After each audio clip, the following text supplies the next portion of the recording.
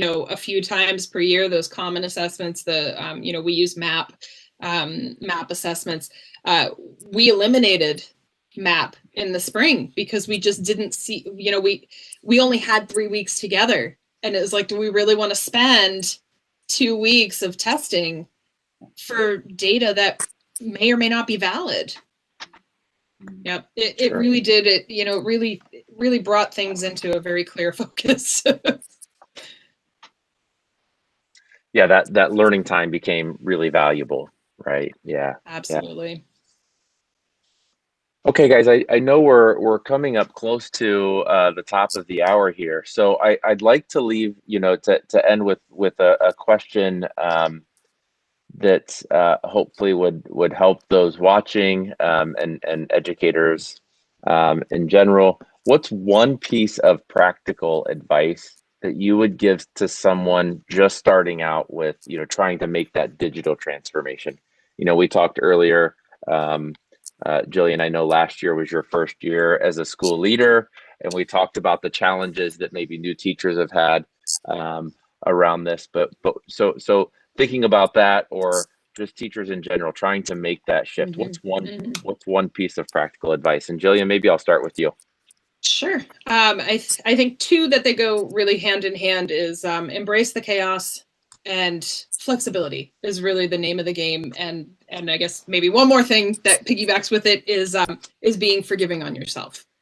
You are only human, and it takes time to really get this down. And I mean, teaching, even in its regular setting of being in a room with a bunch of kids, that takes time to really hone your art and really zero in on who you are as a teacher. So just remember that the online piece is going to take time too, and be flexible and just embrace the chaos.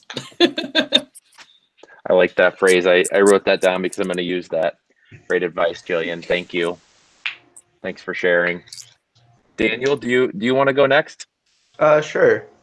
I think the first thing was to get your procedures down, real down pat. I mean, as a classroom teacher, you want to do that anyway, but to have the kids come in, maybe give them a little bit of a break, and to prepare for the kids who are going to come late, who have like internet issues, just give them like maybe 5 or 10 minutes. I mean, depending on how long your class is.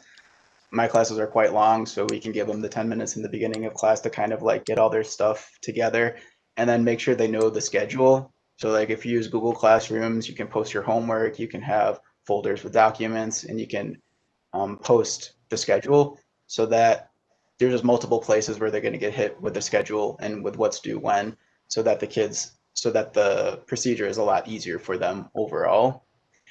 And then two would be to kind of manage your expectations, that what you were able to do in the classroom and what the kids were able to do in the classroom is not necessarily what they'll be able to do online. Even if you have a really motivated kid and a kid who's generally really good in class, it's not always going to translate online. And also, just given the atmosphere that we're in, a lot of kids are just going to, be tired, have off days, and there's just going to be a lot more of that than maybe you would have otherwise. So kind of understand that it's not always going to be, you have what you want to get done and what you think they can do, what they can actually do, and then what is actually going to get done. And you kind of need to manage that. Great, managing expectations. Thanks, Daniel, and thanks for being with us today. And Allison, how about you? One piece of advice. Well, one piece of advice is teaching has never been a public act before, and suddenly teachers are now in the public eye with expectations from the school leadership team, from parents, from the learner, of course, but that's always been a special relationship. And I think teachers need to be celebrated and acknowledged for pivoting in a heartbeat from being in their own little world, where it was very private. What you did in your classroom really was just a transaction between you and your wonderful group of learners, and suddenly it's become public. I think that's been a huge transition, and I'm so proud of the teachers and leaders that I know who have done an incredible job of doing that. So I think that should be celebrated in a huge way. teachers in a social context as learners and being brave. Daniel talked about, saying, I didn't do a very good job of that. Let me have another go. We don't tend to do that in front of kids. It's really good for kids to see you correcting, changing, editing what you've done and saying, I could do that better. Let me show you how I could do that better. I think teachers as social agents, I think is incredibly important. And teachers learning together and valuing the skill sets of others. And I think a lot of teachers have palled up with someone that's a really good tech person, and they might know everything about curriculum and assessment, but not too much about technology. And I think for school leadership teams, I've been working with school leaders to say, get your professional learning teams together, talking about the technology of this. How could you do that smarter? How could you do that for all the Year 1 teachers? You've got one teacher that's created something fabulous, share it, make that. So teachers' professional learning in that technology space, there's some real power around learning as a professional learning team and building that community of learners as teachers rather than just as students. And I think the last one harks back to what Daniel talked about those routines of practice.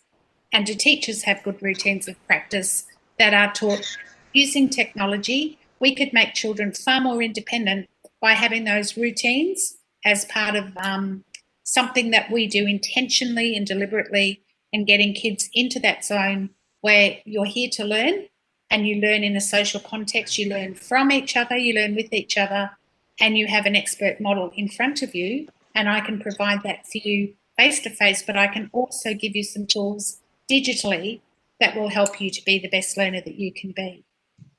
And I think that's an absolutely exciting way forward, that we're not necessarily constrained by the routines and structures within a classroom wall, is that there are, despite the challenges, some great learnings that will take us forward, hopefully to keep all of those good things that we did and not let them not lose them. Yeah, I think that's so important, Allison. And I just want to reiterate what you said there at the beginning about celebrating teachers and educators. And I think that's so important right now that we all do that. And also, that we, as educators, continue to learn and grow from this experience and take those good things out of what we've all experienced over the last year and in this digital transformation, and keep those moving forward. So I just want to thank all of you guys so much for joining us today for our conversation here on our live International Content Cares YouTube channel.